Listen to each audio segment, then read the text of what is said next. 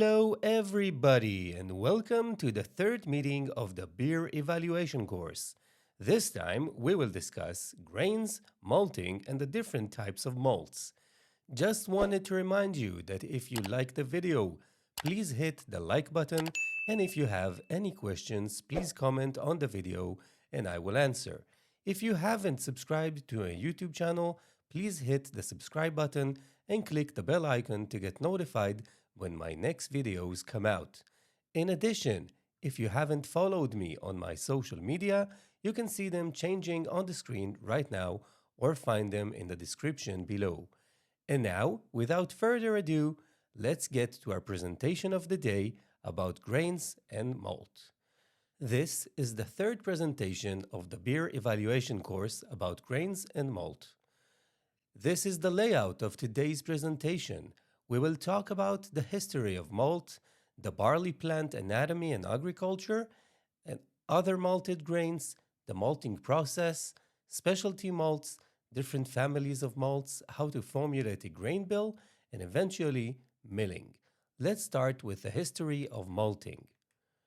If we go back to ancient history, grains are said to be the driving factor behind the agricultural revolution about 23,000 years ago.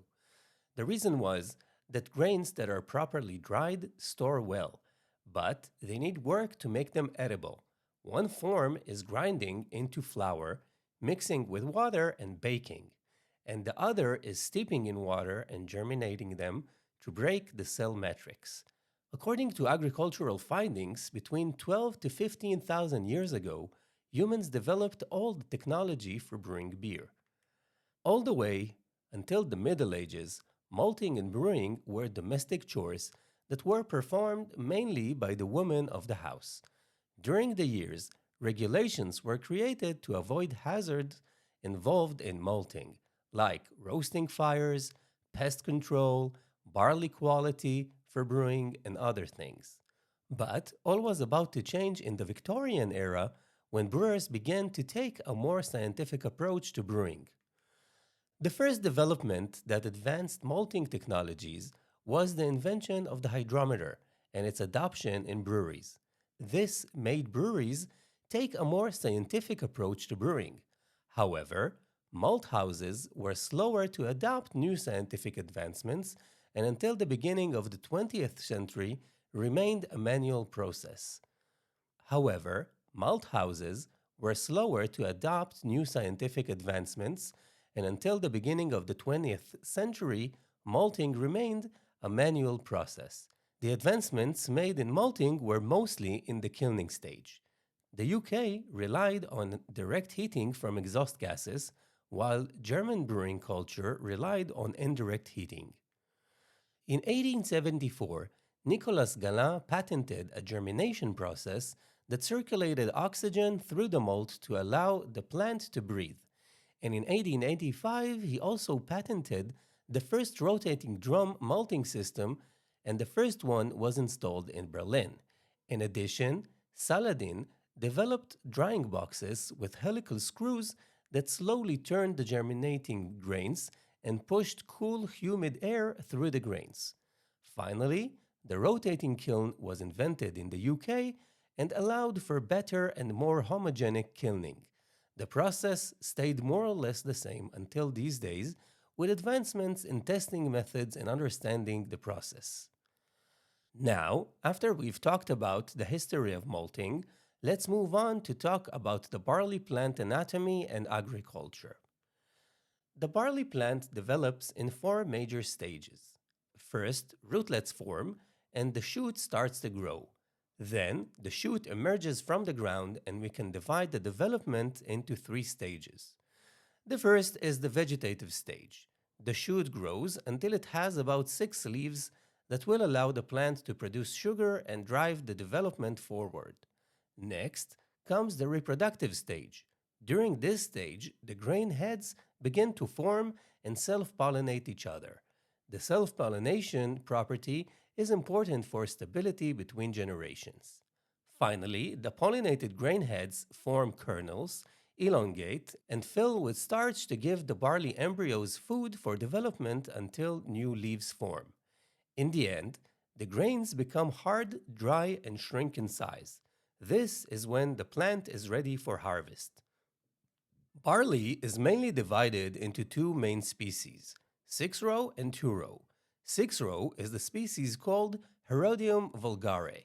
The barley plant has 6 kernels in each row. Those grains are smaller in starch but have a greater quantity of proteins and husks. 2-row is the species called Horedium distichon. This species has 2 grains in each row. The grains are bigger and have more starch, but offer less protein and less husks. The part that is of interest to us as brewers and beer judges is the barley kernel. To use barley correctly, we need to understand its anatomy. The barley kernel has 3 main structures: the endosperm, the husk, and the embryo. The endosperm is the largest of these parts, containing mainly starch. The husk aids with filtration of the wort from the grains, and the embryo contains the proteins that will help us break down the starches into fermentable sugars. The embryo can also be divided into 2 main structures: the rootlets, which will form the roots of the plant, and the acrospire, that will form the above ground part of the plant. Next, we must ask, why barley? What does the barley plant has that makes it suitable for brewing? The barley plant is attractive for brewers because it has a large portion of starch that can be broken down into fermentable sugars. It has the necessary proteins needed to break down the starch and other nutrients needed by the yeast and aid with head retention. And lastly, the kernel has a husk that can function as a filter during the lautering stage. After talking about the barley plant, its anatomy and agriculture, we need to discuss other grains that can be malted and used for brewing. Since the agricultural revolution, grains were always the main source of food and wealth, so farmers grew what grew best. In places where it was too cold or too humid to grow barley, oats grew well. And in places where the ground was infertile and barley will not grow, rye grew. However, wheat is a very demanding grain to grow, so it was usually saved for bread. The grains that are used in brewing these days are wheat, oats, and rye. Wheat has a higher protein content than barley. This can add body and enhance the head stability, but can also cause haze in the final beer. Oats add a creamier mouthfeel along with proteins, and rye adds a mild tart flavor to the beer. After discussing the types of grains used in brewing, we should talk about the malting process. The malting process can be divided into 3 stages: steeping, germination, and kilning. The process starts with steeping the grains. The kernels are submerged in water on and off for 3 days. During this stage, the moisture content of the kernels rise from about 12% to about 45%. This starts a cascade of biochemical reactions that lead to the growth of a new barley plant. During this stage, the water are replaced 2 or 3 times to remove contaminants, CO2, and allow oxygen to reach the embryos. The second stage is germination. During this stage, the barley is removed from the water and left moist and aerated for about 3 days. The kernel produces rootlets out of one side and the acrospire on the other. The membranes surrounding the starch start to gelatinize and break down, making the starch accessible to the embryo's proteins. The kernel also transforms from rock hard to soft and chalky. After germination completes, the grain is called green malt. At this stage, the kernels are basically ready for brewing, but it needs to be dried for storage and heated to release off flavors and develop flavors. The goals of the kilning stage are to reduce the moisture content to about 4%, preserve key enzymes, drive off dimethyl sulfide and other off-flavor causing compounds, and to develop flavor through light toasting. The process starts with heated air at between 50 to 60 degrees centigrade, passing through the grains to dry them, and higher temperatures for flavor development comes later.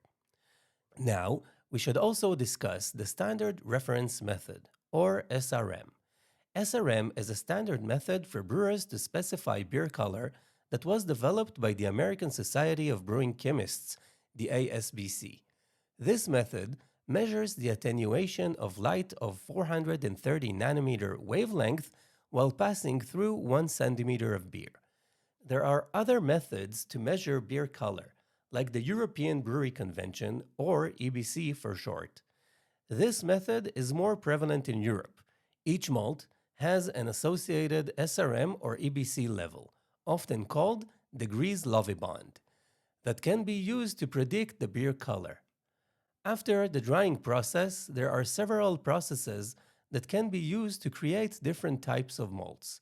Now we will move on to discuss these. The first type of malts are kilned malts.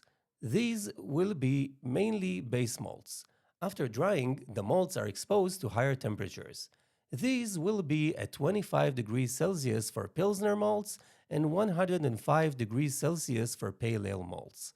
Vienna and Munich malts are also done at 105 degrees, but for longer durations. The next type are stewed malts. The grains are exposed wet to mashing temperatures to start converting starches to sugars. Then, temperatures are raised to caramelize the sugars at different temperatures. This creates a glassy grain core and caramel flavors. Next, we have roasted malts. Here, the grains are exposed to high temperatures in a rotating, indirect kiln. Maillard effects are created and give coffee, chocolate, ash, and other flavors to the beer. Another type of malts are smoked malts. The grains are placed in a smoker and exposed to exhaust gases from burning wood to get the smoke flavors. Usually, this will be over beechwood, but other woods are also used, such as apple, cherry, and others. Another method to treat malts after drying are to dehusk the malts and then roast them to a very dark level. This reduces astringent flavors from the husks. Since dark malts have very low enzymatic activity, they don't have to be malted. One of these is roasted barley, which gives the characteristic flavors to Irish stouts. In addition to malts, other unmalted grains can go through a gelatinization process to free their starches and make them available to the enzymes. These methods can be gelatinization, torrefaction, or flaking. Aside from malt types, there are other malt products. One of these are malt extracts. Many maltsters make malt extracts. These are usually made by lowering the boil temperature using vacuum to reduce the creation of Maillard effects. These are commonly found as highly concentrated syrups or dried powders and usually tend to add a certain hue to the final beer. After discussing malt types, we can move on to talk about the malt families. The first family of malts we will discuss is, of course, the standard process malts. In this family, we can find several types of malts, and we will discuss them in order from pale to darker. The first to talk about is, of course, Pilsner malt. Pilsner malt is a base malt designed to make very pale all malt beers. It will usually range in color between 1.2 to 2 SRM. However, when using this type of malt, we should take into account that the low kilning temperatures will retain a lot of S-methylmethionine, which is the precursor for DMS, and a 90-minute boil might be required to evaporate all the DMS. The characteristic flavors of this malt are wheat flour, dough, white bread, or white crackers. The second type of malt is pale ale malt. It is a base malt that is designed for making English-style pale ales. Its color will usually range between 1.6 to 2.8 SRM. The process for making this malt uses higher temperatures, thus resulting in lower DMS potential since it is evaporated during kilning. The characteristic flavors for this malt will be white bread, bread crust, toast, and graham crackers. Another type of base malt is Vienna malt. This malt will range in color between 2.5 and 4 SRM and imparts a rich color to the beer. It can be used up to 100% of the grain bill and will have a toasty and nutty flavor. Munich malt is similar but will range between 3 to 20 SRM and will have a slightly less enzymatic potential than Vienna malt, but it can still be used for up to 100% of the grain bill. It will also have a toasty and nutty flavor. It's important to note again that Vienna and Munich malts are made in the same temperatures as pale ale malts, thus preserving the enzymatic potential, but there's more color and flavor development since they are kept in these temperatures for longer times. The last type of malt that uses the standard process is melanoidin malt. This malt is kilned at lower temperatures, but for much longer time to create more Maillard effects. In theory, some variants can be used as a single grain, but the flavors will be very sweet and honey-like and will need a lot of hops to balance them. The next type of malts we will discuss are stewed malts. The first of those is special glassy malt. This malt ranges between 1 to 12 SRM and is made by using low temperature and high moisture to produce pale malt with a glassy endosperm. This malt has no enzymatic potential, so we have to use it in conjunction with base malts. It is mainly used to enhance the head retention, body, and sweetness. It is sold under many names like carapils and other. The other type, and probably the most important type of stewed malts, are caramel or crystal malts. These can range between 10 to 200 SRM. They are made by raising the temperatures while the malt is still wet to convert starches to sugars and amino acids, and then raising the temperature again to create Maillard effects. These malts contribute a caramel sweet flavor as well as a color to the beer. The characteristic descriptors for these malts are caramel, nutty, and dry dark fruit. After stewed malts comes roasted malts. The first and most pale of these is biscuit malt. These malts can range between 20 to 30 SRM. After the malts are dried, they are kilned at high temperatures, reaching up to 227 degrees Celsius. The malts impart a dry finish to the beer, as well as bread crust, toast, nutty, and biscuit flavors. The second malt type here is brown malt. This type of malt ranges between 40 to 150 SRM. They are similar to biscuit malt, but they are allowed more time for flavor and color development. These malts are used to add complexity and depth to dark beers such as porters and add toffee, baked bread, and nutty flavors.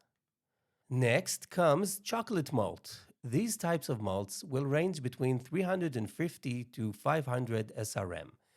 These will add deep flavors with slight astringency as well as coffee, chocolate, and mildly burnt flavors. After chocolate malt comes black malt. These are malts that are burnt almost to charcoal degree. These malts will add a lot of color to a beer as well as bitter, dry, and burnt flavors. And lastly, we have roasted barley.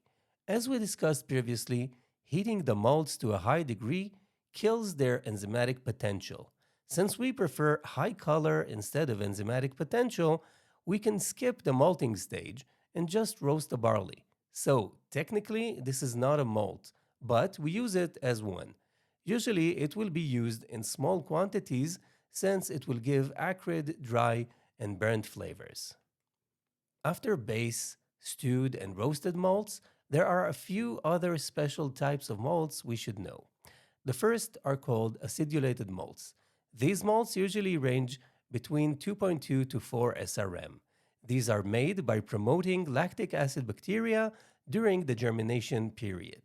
This malt adds lactic acid to the mash and helps lower the pH while skipping with the Reinheitsgebot.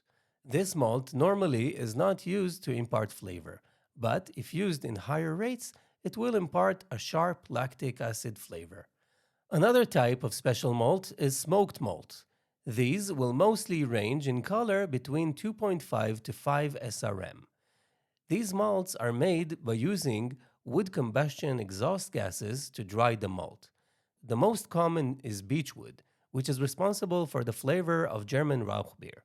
But other versions using cherry, elder, apple, and other woods also exist. These malts will impart wood, smoke, bacon, sausage, and other smoked meats flavors to the beer. Another type of smoked malt we need to discuss is peat malt. Peat malt is a subtype of smoked malts that uses peat combustion exhaust to dry the malt. It's mainly made for the whiskey industry and not used in beer. If it is used, it will impart a very strong and distinctive band aid or iodine like phenols. In addition to barley malts, there are malts from other grains. The first to note is wheat malt. Wheat malt will range between 1.5 to 3.5 SRM. This malt is made as any base malt, only using wheat. Wheat has a higher content of protein that enhances the head formation. Wheat malt can be difficult to work with since it has no husks and high gum and protein content. Addition of rice hulls for filtration and mashing steps to break down the proteins and gum might be needed. This malt usually adds white flour and white bread flavors. Next, we have rye malt. This malt will range between 2.8 to 3.7 SRM. Like wheat malt, it is made the same as other base malts with the variation of the grain. Rye, like wheat, does not have a husk and can be difficult to work with. This malt adds white flour, white bread with a distinctive spicy flavor. Another grain used to make malt is oat. While it is mostly used as unmalted but torrefied versions, malted versions also exist. Oats will give a full, soft, and silky mouthfeel to a beer. It will usually have a rich flavor like granola. The last type of malt we will talk about is distiller's malt. Technically, it is made from barley, but this is lower grade barley that is not fit for making beer. It will usually have a high husk to endosperm ratio. Due to the large husk, it will have a very grassy and harsh flavor. Now, after talking about how malt is made and the different types of malts available for brewers, let's talk about how to formulate a grain bill. To formulate a grain bill, start by understanding the style you are about to brew. What are its key characteristics, key aromas, and flavors? Next, identify the main malts and traditional ingredients and brewing processes. Read about the malts you have available in your area. Malt information is commonly found on the maltster's website. Now, it's time to design the grain bill. I like John Palmer's analogy to designing a grain bill. Designing a grain bill is like making a sandwich. In a sandwich, 70 to 100% is bread. In the grain bill, these are your base malts that usually bring flour and white bread, crust, toast, and other bready flavors. Next, we add between 10 to 30% of the sandwich's main flavor. These would be your meats or veggies. In the grain bill, these will be specialty and dark malts. And finally, you add 5 to 10% of enhancers to the sandwich. Enhancers are things you add in small quantities to enhance the main flavor. These will be spreads, sauces, etc. In beer, these will be your highly roasted caramel malts, melanoidins, and other harsh malts. Always remember, have at most 3 different malts in the grain bill. If you go overboard with different malts, the flavor profile turns from a focused to a muddled flavor. In this case, less is more. A few other points about formulating a grain bill. Don't forget that these are guidelines and they can be ignored in special cases. If you're using extract, you can add it close to the end of the boil to avoid additional caramelization or burnt sugar. Always be consistent and document everything you're doing. This can help you in the future to analyze your beer and fine-tune your recipe.